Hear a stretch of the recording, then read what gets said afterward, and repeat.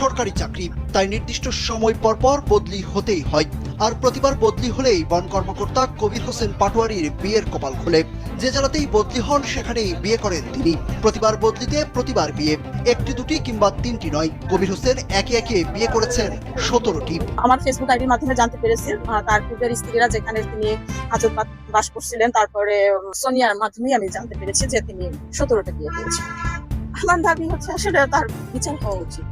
আর আমিও যে অর্থনৈতিকভাবে সামাজিকভাবে ক্ষতিগ্রস্ত হচ্ছে, শারীরিকভাবেও হয়েছে, যেও আছে, সেই বিষয়ে আমি বিচার চাই।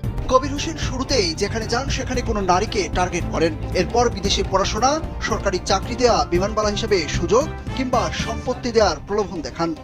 পর্যায়ে বিয়ে করেন। বিয়ের অল্প কিছুদিনের মধ্যেই যৌতুক দাবি ও শারীরিক নির্যাতনের কারণে একে একে তার সংসার ভাঙে। এখানে আমার বোনকে বিয়ে করেছে খুলনা, সেখানে ফালা রেখে চলে আসছে। সেজন্য আমরা এখানে আজকে এই ব্যাপারে আসছি।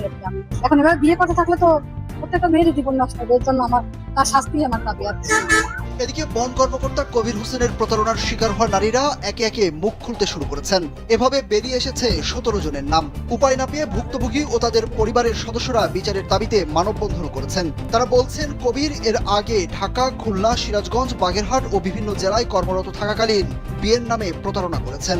এভাবে ঢাকার নাজনীন আক্তার শিলা, নারায়ণগঞ্জের সোনিয়া, খুলনার নাসরিন আক্তার দোলন সহ 17 জন নারী